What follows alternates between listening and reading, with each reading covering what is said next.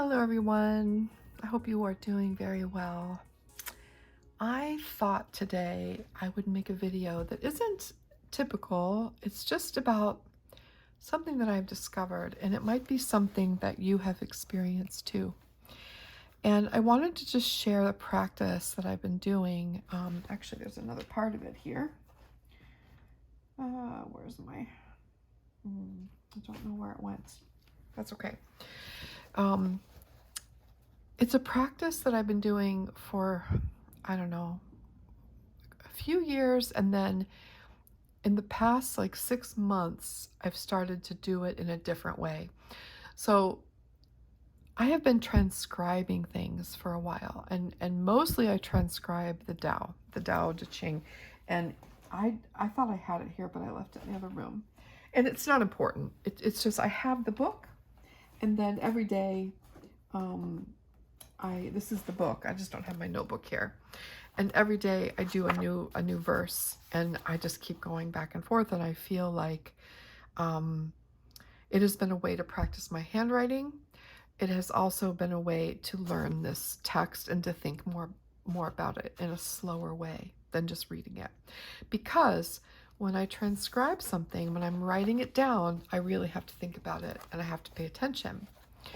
So, for instance, when I first started this practice a couple years ago, I would have to look at every other word. Like I wouldn't be able to read like how much difference between yes and no, what difference between good and bad, and then move it and then write it. I would have to keep looking at this when I was transcribing. Over time, that got better, and the Tao is interesting because it's in mostly these short chunks, right? So it didn't really challenge me that much. But then I started in my daily notebook. This is my daily notebook for morning pages. I just started a brand new one. I just finished my other one, which I did not like at all, by the way. It was Cosmo Air light paper. I did not like it at all. So this, like for instance, this is yesterday's, this is today's, and I free write, right? But before I started this other book, I was also transcribing into my everyday notebook.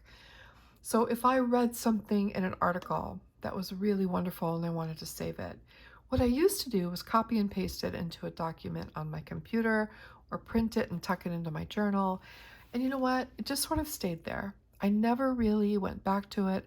I never really absorbed it. And I thought, I'm going to start transcribing these things into my notebooks. Poetry, articles, quotes, little bits and pieces that I wanted to read again or were valuable to me in some way, and that I wanted to take deeper into myself. I started writing them in here. And then I discovered something called commonplacing. And commonplacing is when all of those things are in their own book. So not necessarily in your daily journal, but in something called a commonplace book. And so I started to do that. This is my third one, this here.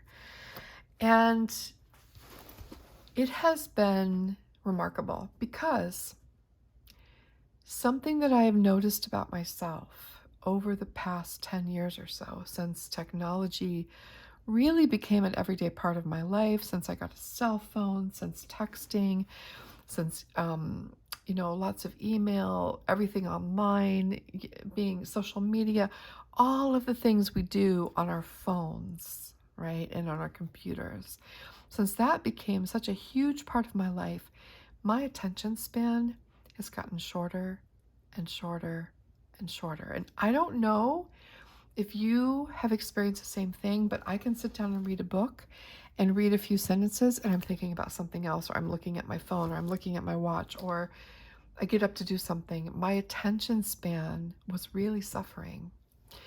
And so what I have noticed since I started commonplacing and transcribing in general is that now I can sit and read for a long time again without looking at anything. I can write and write and write without being distracted. I can read 2 sentences at a time and transcribe them.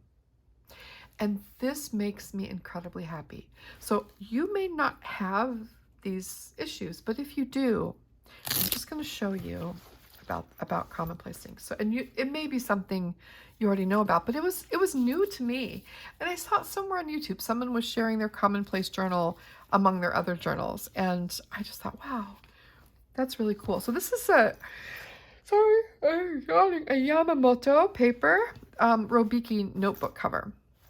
Robiki notebooks look like this. They're waxed paper notebooks that are kind of thin and long, and I really like them. I've been using them for a while, and this is the one I'm using right now. This is a new one. I just finished one, and then I move this one out, and I've always got like a spare waiting. This will be the next one, and I'll move that, and it'll just keep going like that. And then I just file these away. So in this notebook is great because it holds my tools. I've got 2 highlighters. I've got a clip to hold my notebook open. I've got a black ballpoint pen, and I've got 3 highlighters actually. So I don't know, three grays, kind of grays. Excuse me, I'm so sorry. And then here I've got stickers. All right, and these are just colored stickers. So sorry, I didn't want to yawn on camera again. So in the beginning of every book, I put the color key. And these are the colors of the stickers: pink, blue, green, yellow, and violet. All right, and these are the 5 things that I've narrowed it down to, things that I tend to transcribe the most. So one is literature, so books that I'm reading, poetry that I'm reading, articles that I'm reading, nonfiction that I'm reading, whatever. If I'm reading literature and something strikes me, it is color-coded as pink. If it has something to do with art and my artistic practice or artists or anything to do with art at all, it is blue. If it has to do with haiku, because I study haiku and I write haiku, it is green. All right, so I separate haiku from literature because I read a lot of books about haiku, okay? And then yellow is myth or fairy tales. I read a lot of those, and I'm studying them from my ancestry. And so if it has to do with that, it's yellow. And then the last one I just called being, because it's just all encompassing. It could be many, many things. So being is where it doesn't fit into these 4, it's being. These are clean dot markers by Zig that I put as my color code. And it's hard to tell the blue from the purple. And that's why I use the stickers. So basically, I could keep, in a previous book, I tried to keep an index, and it just, I didn't keep up with it. So I just look through and I look for the colors if I'm looking for something in particular. So here, for instance, this is pink. This is literature, right? And so I transcribed something from a book. This is from Natsume Soseki, his novel Kusamakura. And this was a beautiful passage to me. It was my favorite in the whole book. And I wrote every word of it down in here, and now I have it. All right. So I love that. I highlight the author's name. This is the transcription of, this is about art. This is the transcription of a film that I saw, a short film, and I wrote down every word that the man said. This is about haiku.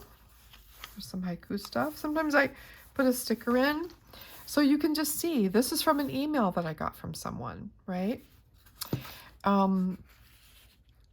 This is from a book that I was reading.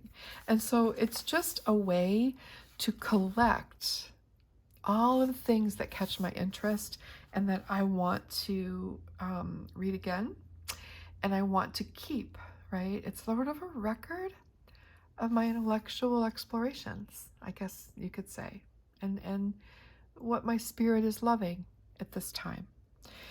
I don't put dates or anything like that. I mean, the book will be dated when I'm done. I put when I started it and finished it. But yeah, I don't necessarily date the entries. And so I just keep going. And then when this is done, I'll take it out. I'll start this one and I'll put a new one in. And it's just been, I really like this because everything is contained and I can just throw it in my bag with me. It goes everywhere, right? It's just really great. But The greatest benefit to me, other than having this reference of my life, right? The things I ponder and the things that interest me, the greatest thing has been the growing of my attention span again.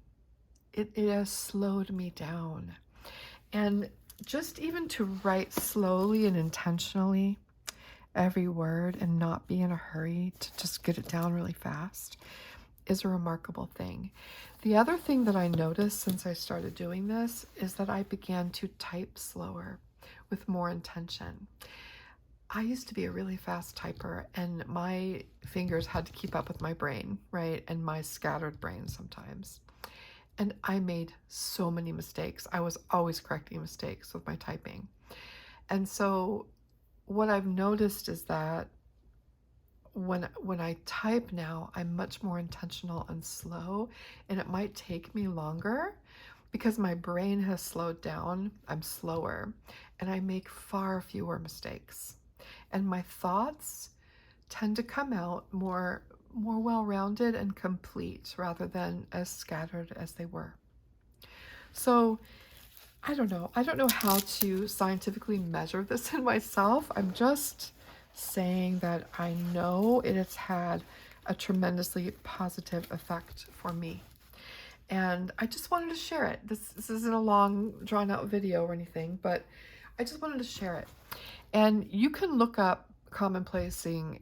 You'll find all sorts of things. Sometimes people use these beautiful books and whatever. I tend to keep things. Sorry, I'm so sorry.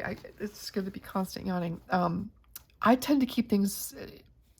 I like it like concise and small that I can toss in my bag. If I have a big, beautiful book, I'm less likely to take it with me. And I like that these finish up fairly quickly, and then I file them away, so I don't have to carry a whole lot with me. And it also appeals to my notebook problem because I love notebooks so much, and so I get to start a new one, right? It's a great thing.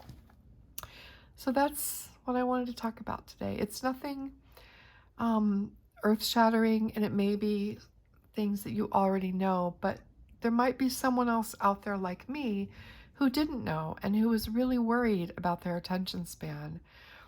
And yeah, I wanted to share. All right. Hope you're having a great day, and thank you so much for being here. Take care. Oh, if you do something like a commonplace book, or if you have another system, I would love to hear about it because I'm always interested in how other people handle these things. And if you have some suggestions for attention span work too, I would love to hear. Thanks.